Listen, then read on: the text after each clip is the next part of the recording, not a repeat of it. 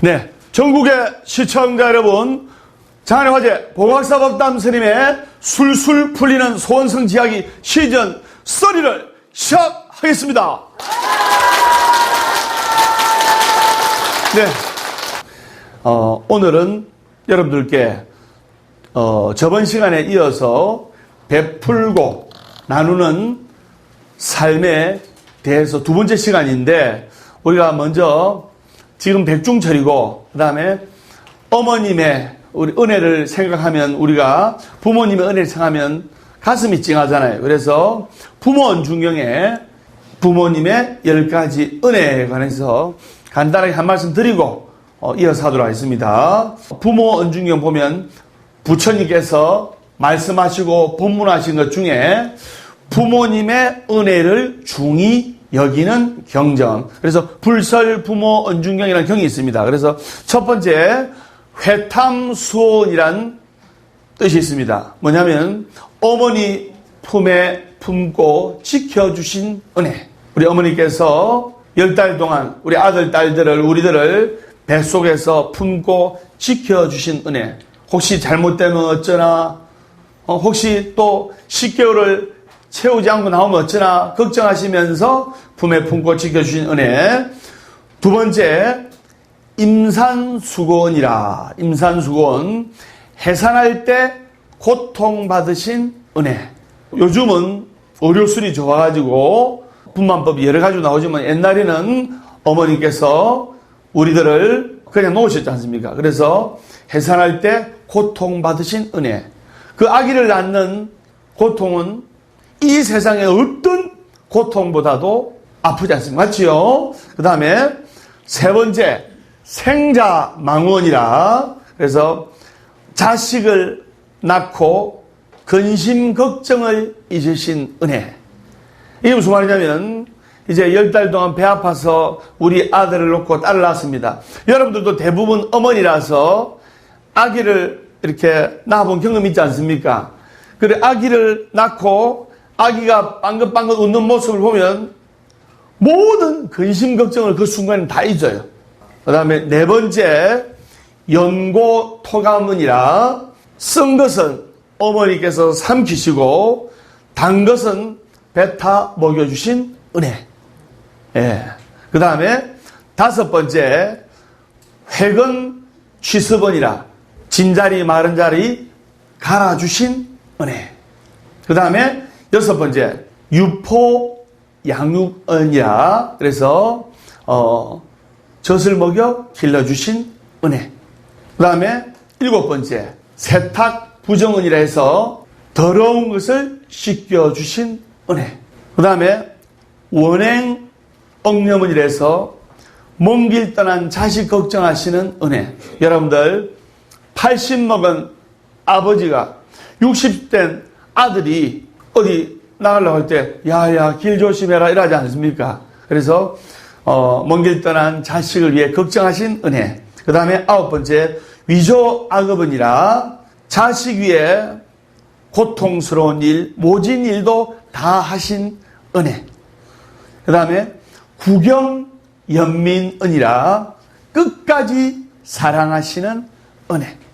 아들이, 딸이 어떤 정말 큰 위기에 놓입니다. 위기에 놓이면 아내도 결국엔 도망가고, 예를 들어 남편이 죄를 짓고 감옥에 가 있어 보세요. 형을 한 20년 받았다 생각해 보세요. 교도소에서 20년 산다 생각해 보세요.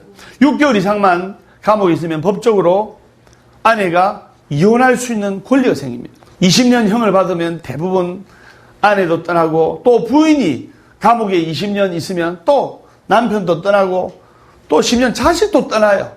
그래서 그러나 모든 사람들은 그 사람을 버리지만은 부모님만큼은, 아버지 어머니만큼은 끝까지 우리를 사랑해 주신다. 그래서 부모님이 우리를 끝까지 사랑해 주시듯이 부처님도 우리들을 끝까지 사랑해 주신다. 그래서 우리들이 바로 불자 아닙니까? 맞죠? 네. 그렇게 알아주시기 바랍니다.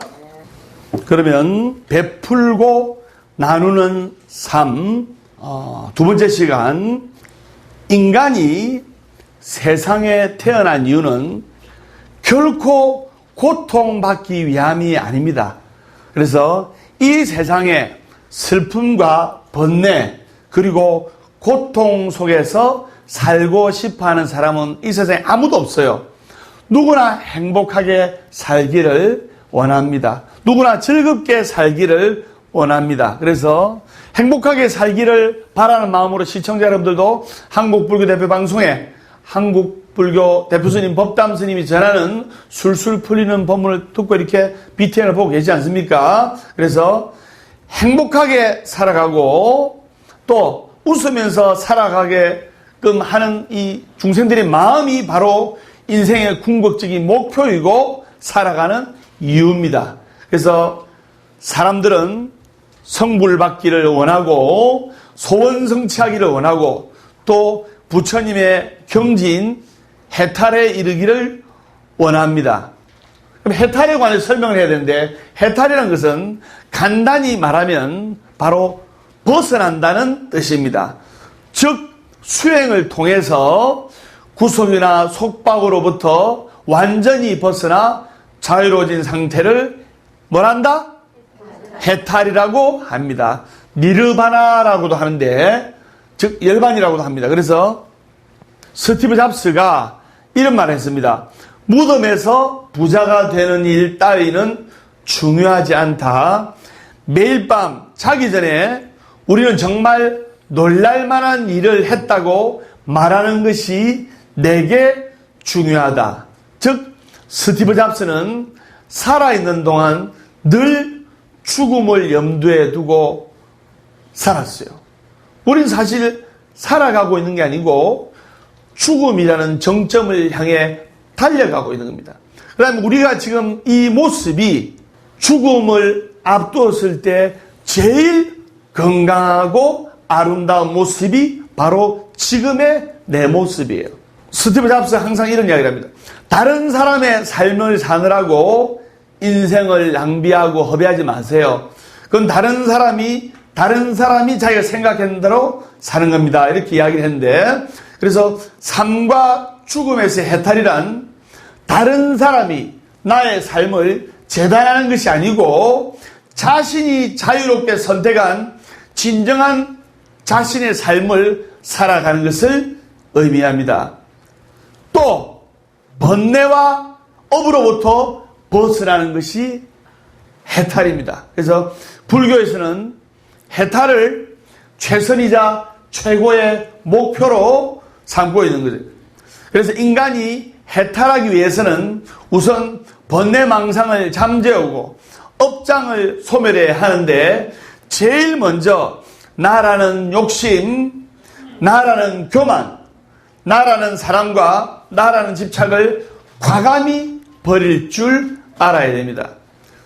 즉 나를 비울 수 있어야 해탈에 한 걸음 다가갈 수가 있는 거예요.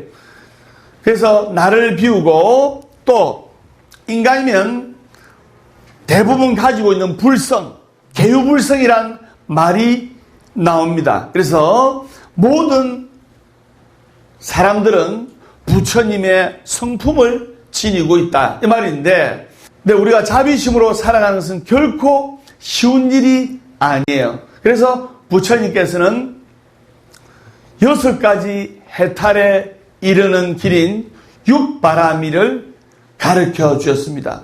보시, 지계, 인욕, 정진, 선정, 지혜. 지혜를 또 다른 말로 반야라고도 합니다. 그래서 나라는 욕심, 나라는 교만, 나라는 고집, 나라는 편견을 버리는 제일 쉬운 방법이 육바라밀 중에서 바로 보시행입니다. 즉 베풀며 또 나누고 사는 삶이에요. 그래서 나라는 편견을 버리는 제일 쉬운 방법이 보시행이고 참된 보시행의 실천이야말로 인간 내면의 불성과 자비심을 깨워 나를 비우게 하는 제일 빠른 방법이기 때문이에요. 그래서 고통과 번뇌, 망상의 근원인 나를 비우고 나를 버리면 진정으로 자유롭고 행복할 수가 있는 거예요. 부처님께서 말씀하신 보시는 단순히 베푸는 차원을 넘어가지고 나를 비우고 버림으로써 진정한 해탈을 이루는 것을 의미를 합니다. 그러면 거기에 관한 이야기를 한 가지 하겠는데 장기려 박사의 이야기를 할까 합니다. 그래서 한국의 슈바이처요 살아있는 성자로 불리운 장기려 박사의 이야기인데, 이 장기려 박사는 평안북도 용천에서 태어났어요. 그래서 어릴 때 친구의 팽이를 한번 훔치다가 들키고 나서 눈물로 깊게 참회하고 나서 그때부터 절대로 다른 사람의 마음을 아프게 하고 힘들게 하는 짓을 하지 않았고 또 거짓말도 하지 않았어요. 그런데 자기가 이 의술을 공부하게 된 결정적인 계기가 있었는데, 자기 여동생이 심장 판막증으로 고통받고 힘들어하다가 제대로 치료도 못 해보고 죽게 되었어요. 그때 이 장기려 박사는 학창시절에 내가 어떻게든 의사가 돼가지고 아픈 사람들 위해서 이렇게 의술을 베푸겠다, 봉사행을 하겠다 마음을 먹었어요. 그래서 서울의대 전신인 경성의전을 수석으로 졸업하여 당시에 조선인 중 10명도 안 되던 의학 박사 학위를 취득할 수가 있었던 거예요. 그래서 이후에 의학 박사라면 부와 명예가 보장되어 있지 않습니까?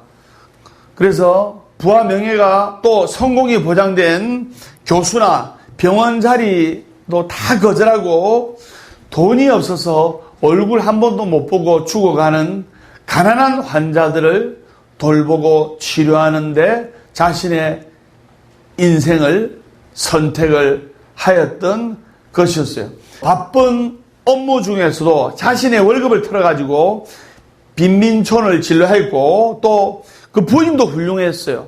삭바느질로 생계를 꾸려가면서 남편이 하는 일을 도왔어요. 그래서 1950년대 한국 전쟁이 일어나자 1.4 때 국군의 요청으로 부상자들을 돌보기 위해서 둘째 아들만 데리고 월남하게 됐는데, 한 열흘 후면 이제 집으로 돌아갈 수 있을까 생각했는데 그 길로 평생 아내하고 자녀들과, 아내하고 자녀들은 북쪽에 있잖아요, 헤어져 살게 된 거예요. 장기려 박사는 둘째 아들하고만 살게 됐고, 그래서 6.25 전쟁이 좀 길어졌지 않습니까? 그래서 길어진 전쟁의 피해로 고통받는 피난민과 질병으로 고통받던 환자들을 위해서 장기려 박사는 부산에서 천막을 치고 무료 진료소를 세워서 무료 치료를 하게 된대요. 그래서 당시에 하루에 200명 정도의 환자를 밤낮으로 진료했는데 1950년 당시에는 전기도 제대로 안 들어왔어요. 그래서 촛불을 켜놓고 다친 환자, 또 총에 맞은 환자, 이런 환자들을 응급수술을 촛불 한 개 켜놓고 응급수술을 할 정도로 열악한 환경이었어요. 그래서 모든 환자를 무료로 진료하고 무료로 치료해 주니까 자금이 달립니까 안 달립니까? 이 병원을, 무료 진료소를 운영할 수 없을 상황에 놓였어요. 그래서 할 수 없이 환자들한테 진료비를 조금씩 받았어요. 조금씩이라도 받아야 약도 사고, 그죠? 재료도 사고 할 거 아닙니까? 그래서 돈이 하나도 없는 환자들을 위해서는 장기려 박사가 자기 월급을 가불해가지고 대신 내주기도 하고, 또 그조차 안 될 때는 정말 돈이 없는 어려운 환자 있잖아요. 직원들 몰래 병원 뒷문을 살짝 열어줘가지고 몰래 빠져나가게 몰래 퇴원시켜주기도 했던, 그 정도로 착하고 보시행을 실천하는 장기려 박사였어요. 그래서 뿐만 아니라 가난한 환자들의 병원비 부담을 줄여 모두가 치료를 받을 수 있도록 국내 최초로 의료보험 조합을 만들었고, 이것이 발전하여 현재 우리나라 전 국민이 누리고 있는 건강보험 제도가 된 거예요. 그래서 나라에서 장기료 박사의 훌륭한 일과 선행이 알려지니까 북한에 있는 가족들하고 만나게 해주겠다 이렇게 했지만은 장기료 박사는 나만, 내 가족만 특혜를 누릴 수 없다고 단호히 거절했어요. 그래서 대신에 북한에 있는 사랑하는 아내와 신의를 지키기 위해서 평생 재혼도 하지 않고 그리움과 안타까움으로 또 소외되고 병든 사람들 향한 간절한 마음을 이 사랑으로 승화시켜서 국내 최초로 간암 환자의 간암 덩어리를 간에서 떼어내는 간대량 절제술을 성공을 시켰어요. 그래서 이후에도 간에 대한 장기료 박사의 연구가 많이 발전해가지고 간이 안 좋은 환자들을 위해 가지고 많은 치료와 헌신을 해서 간이 안 좋은 환자의 고통을 덜어줬어요. 그렇기 때문에 탁월한 실력과 높은 덕망을 겸비한 의사였음에도 불구하고 장기료 박사는 평생 병원 옥탑방에서 검은소하게 지내며 나이가 들어가지고 몸의 반이 마비되어서 움직일 수 없는 마지막 순간까지도 가난하고 외로운 처지의 환자들에게 자신의 모든 것을 아낌없이 나누어 주었어요. 이 때문에 사람들은 장기료 박사를 바보의사라고 불렀어요. 왜? 출세와 성공과 명예와 많은 재물을 눈앞에 놔두고 거기로 갈 수 있는 길인데도 놔두고 자기 돈 들여가면서 아주 가난한 삶을 살면서 어려운 환자들을 진료하고 도와줬다고 주위에서 그런 별명을 붙였어요. 이를 두고 바보의사란 말을 두고 장기료 박사는 이렇게 말했는데, 바보라는 말을 들으면 그 인생은 성공한 것입니다. 그리고 인생의 승리는 바로 사랑하는 사람에게 있습니다.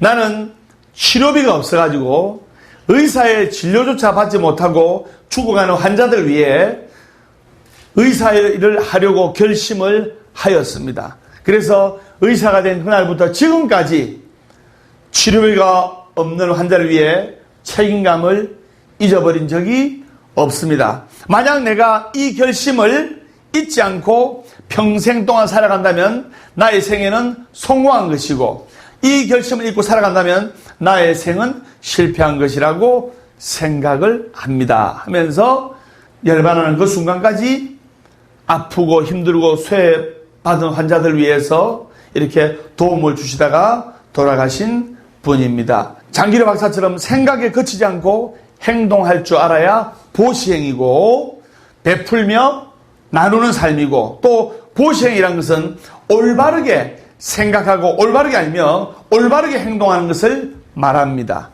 그래서 단순히 우리가 생각에 그치거나 행동할 줄 모른다면 아무리 많은 지식을 안다고 해도 결코 아는 것이 아닙니다. 즉 이거는 뿌리 없는 꽃이고, 또 꽃이 피지 않으니까 당연히 열매가 맺힐 수가 없는 거예요. 그래서 육바라밀 중 어떠민 보시는 주어도 주었다는 마음조차 내지 않는 것이 육바라밀이에요.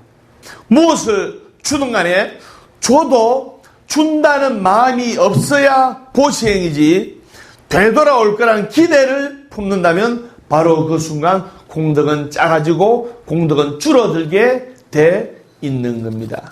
흔히 우리가 물고기나 거북이를 풀어주는 것을 방생이라고 합니다. 맞죠? 근데 진정한 의미의 방생이라는 것은 세상에서 인연지어지는 모든 사람, 모든 생명들의 어려운 상황을 해결해주고 도움을 주는 것을 의미합니다. 흥부처럼 부러진 제비다리를 진심으로 치료해주는 것이 방생이자 보시를 행하는 것이지, 놀부처럼 멀쩡한 제다리를 부러뜨려 놓고 치료해 주는 것이 방생이 아니란 말입니다. 그래서 세상에 살아있는 모든 존재들은 그 자체로서 가치가 있고 소중한 거예요. 하늘을 날아다니는 작은 새부터 땅속을 기어다니는 미물에서부터 이 세상에 소중하지 않은 생명은 하나도 없는 거예요. 그래서 옛날 스님들께서는 지팡이나 추장자가 있어가지고 길이를 걸을 때도 지팡이로 땅을 쿵쿵 울려서 작은 미물들이 피하도록 신호를 보낸 후 천천히 걸으셨어요. 불자라면 가난하거나 부자이거나 지가 낮거나 높거나 사람이거나 사람이 아니거나 분별 없이 생명이 있는 모든 것을 사랑할 줄 알고 소중히 여길 줄 알아야 한다 이 말입니다. 그래서 부처님의 마음으로 세상을 바라본다면 이 세상에 결코 소중하지 않고 중요하지 않은 생명체란 없기 때문이에요. 그래서 불교 행사 때 인위적이고 일시적으로 물고기나 거북이나 자라를 풀어주는 것도 방생이지만은 진정한 방생은 평소에 생명이 있는 모든 것을 사랑할 줄 알고 소중히 여길 줄 아는 그 마음이 진실한 방생이고, 어려운 상황에 처해 있는 사람들을 사랑으로 감싸고 도와주는 것이 바로 방생이자 보시행인 것입니다. 그래서 여러분들이 부처님 은혜를 갚으려면 몸과 마음이 힘든 불자들을 부처님 품으로 모시고 가야 돼요. 여러분들이 절에 오실 때 뭔가 아쉽고 뭔가 힘들고 뭔가 괴롭고 뭔가 구하고자 하는 마음이 있었기 때문에 절에 와서 부처님을 만난 거 아닙니까? 맞죠? 네. 그래서 부처님 은혜를 갚으려면 포교하고 포기해야 돼요. 부처님께서 사위국에 계실 때였습니다. 그래서 당시 배를 짜며 사는 남자가 있었는데 그 사람은 하루하루 날품팔이로 그날 겨우 연명하고 있었는데 어느 날 나무 밑에 앉아가지고 한숨을 턱 쉬면서 자기 신세를 한탄했는데, 나는 전생에 무슨 업이 많아서 이렇게 하루하루 일을 하지 않으면 굶어 죽을 정도로 가난하고 힘든 삶을 살까? 이렇게 신세를 한탄하니까 그 길을 지나가시던 부처님께서 들으셨어요. 그래서 부처님께서 전생경을 설해 주셨어요.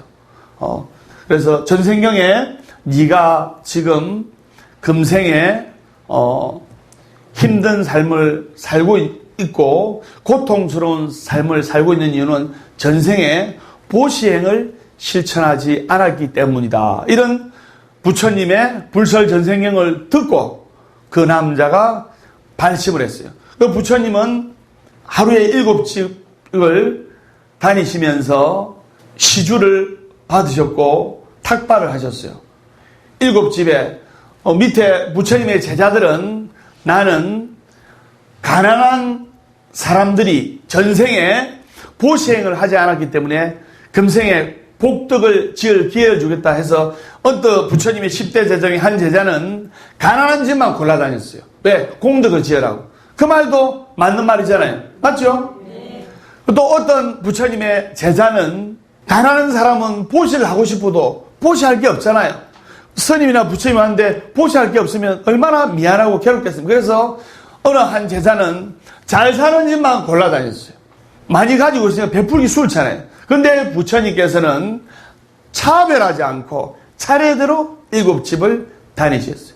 즉 분별심을 내지 않았던.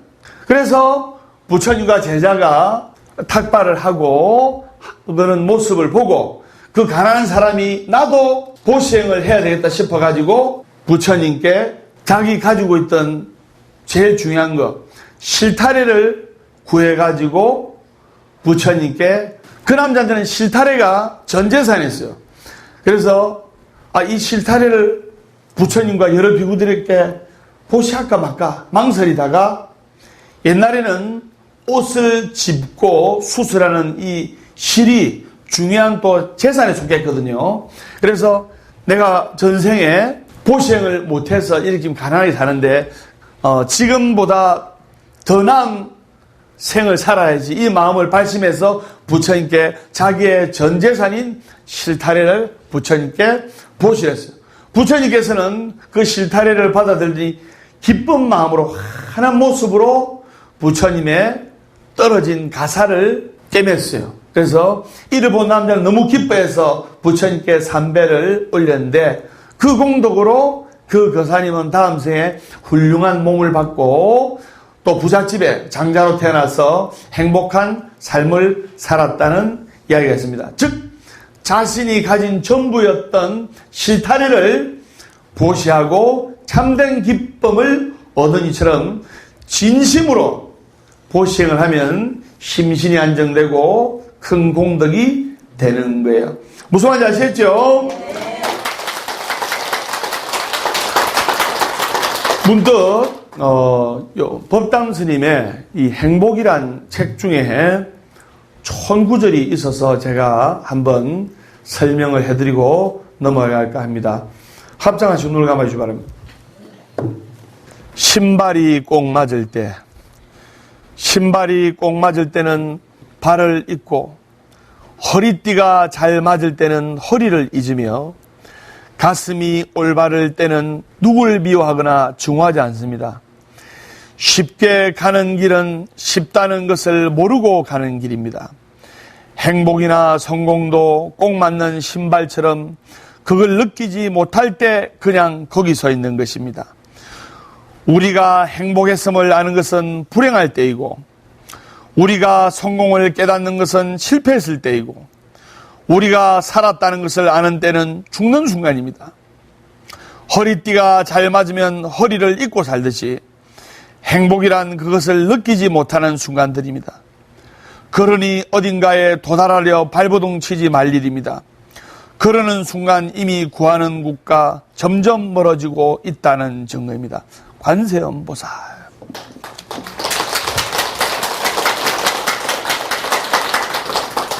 이 문구가 너무나 가슴에 와닿아요. 제가 쓴 글이지만은 우리가 신발이 꼭 맞을 때는 신발의 소중함을 전혀 잊어버려요. 맞죠? 우리가 공기의 소중함을 모르듯이. 그래서 중환자실에 가보세요. 산소 마스크를 낄 때는 공기의 소중함이 얼마나 소중하다는 것을 알 겁니다. 또 신발이 불편할 때 신발의 소중함을 느껴요. 그래서 허리띠가 잘 맞을 때는 허리띠의 고마움과 소중함을 당연한 걸로 알아요. 그런데 허리띠가 불편하고 허리 안 맞을 때는 이거 빨리 이게 느리든가 줄이든가 해가지고 내 허리띠를 몸에 맞게 해야지. 행복할 때 행복할 줄 몰라요. 우리가 무심의 마음으로 근심 걱정 없이 살 때 그게 행복의 삶이에요. 근데 몰라요. 막상 불행해지고 아프고 돈을 잃고 부도나고 실패하고 고통스러운 상황에 빠져있을 때 그때 행복했구나. 정말로 좋은 말입니다. 그래서 우리가 뭐를 구하려고 발버둥 치지 말고 뭐를 구하려고 발버둥 칠수록 그거하고 멀어지고 있다는 것을 명심하세요. 그냥 지금 무심무탈 괴로움과 근심 걱정이 없을 때 감사하는 마음을 가지고 열심히 기도하면 행복의 길로 한 발자국 한 발자국 갈 수 있다고 소승이 확신합니다. 무슨 말인지 아시겠죠?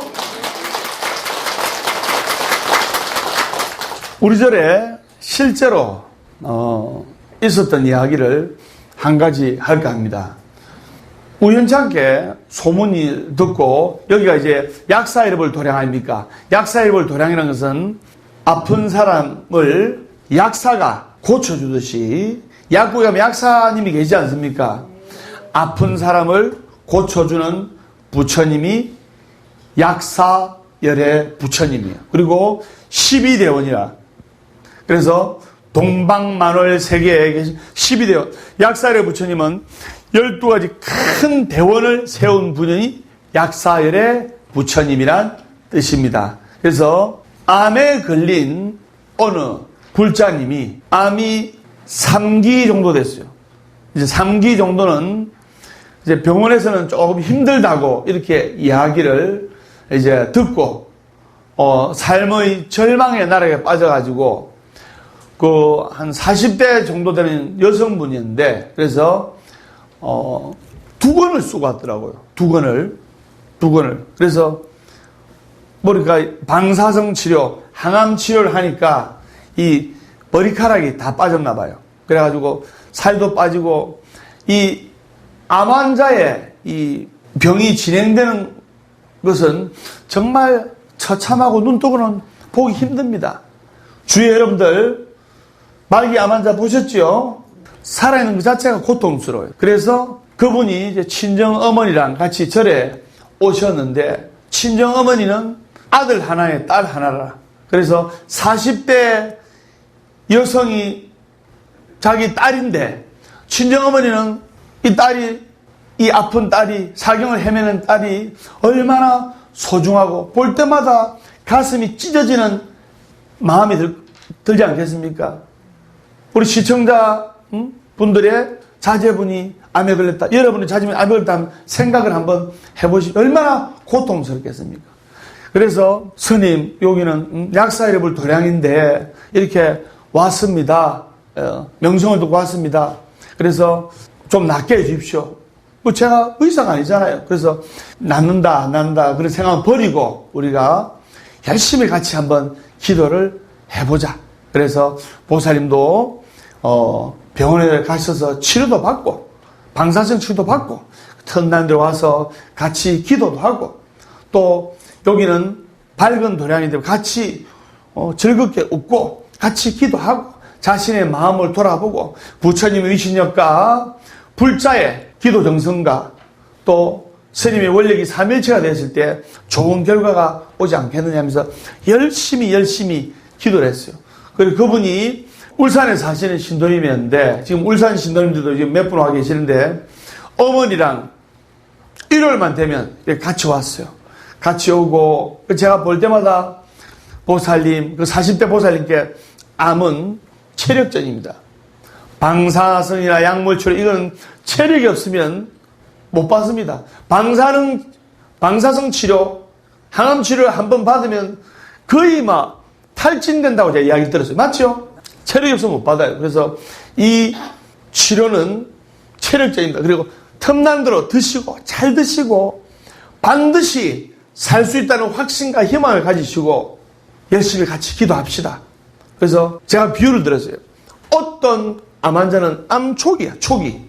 그래서 병원에서도 이 낫습니다. 별 대수롭지 않게 생각했는데 본인이 의사의 처방과 검진대로 따르지 않고 무절제한 식생활 습관, 술 먹고 남자분들 담배 피우고 이렇게 해가지고 병이 더 치중돼가지고 1년 안에 죽은 사람도 있고 돌아가신 분도 있고, 말기암 환자인데 정말 모든 근심 걱정을 다 놓고 인명은 제천이라 자신의 목숨을 하늘에 맡기고 부처님께 맡기고 열심히 치료하면서 열심히 기도하는 사람은 기적이라는 그 행운하에 극적으로 살아나는 사람도 있습니다. 우리 같이 열심히 기도합시다. 그래서 열심히 기도했어요. 그래서 스님이 한 달에 한 번씩 그분의 모습을 딱 봤는데, 한 달에 한 번 보면 이분이 혈색이 좋아졌다 안 좋아졌다, 건강해졌다 나빠졌다 대반에 알잖아요. 자꾸 살이 좀 찌더라고요. 암이 진행되면 체중이 빠집니다. 그래서 50대에 넘은 보살님들이나 시청자 여러분들이 갑자기 체중이 4kg 이상 빠지면 병원 가서 진단 받아봐야 돼요. 4kg 이상 찌는 거는 많이 먹어서 찌는 거예요. 근데 4kg 이상 빠지는 것은 이거는 체크해 봐야 돼요. 살이 조금씩 찌더라고요. 그래가지고 1년, 또 1년 6개월, 2년 계속 얼굴 혈색이 좋아지더라고요. 그래서 2년 정도 넘기니까 2년간을 보아서 왔어요. 병원에 가서 그 건강검진을 했어요. 건강검진을 했는데 그분이 처음에 왔을 때, 2년 전에 왔을 때 저한테 손을 잡으면서 스님 살려주십시오 했는데, 제가 이 말 한 게 기억납니다. 보살님, 우리 앞에 처해져 있는 이 고통 언젠가는 지나갈 겁니다. 같이 열심히 기도합시다. 그 2년이 지나갔어요. 그분이 병원에 갔는데 암이 기적같이 부처님의 가오지 매력으로 암이 다 낫은 거예요. 그래서 그분은 결국에는 고통과 아픔이 다 지나가게 된 겁니다.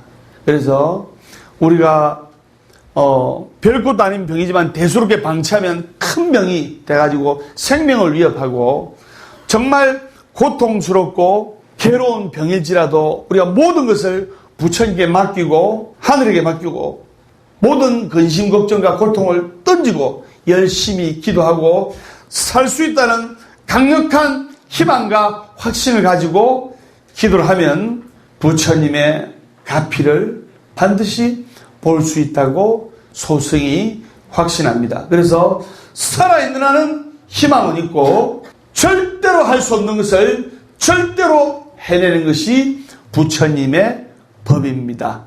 이렇게 뜨거운 열정으로 법담 스님은 부처님 말씀을 전합니다. 그래서 다음 시간에 밝고 건강한 모습으로 뵙도록 하겠습니다. 우리 다 같이 인사하겠습니다. 술술 풀릴 겁니다.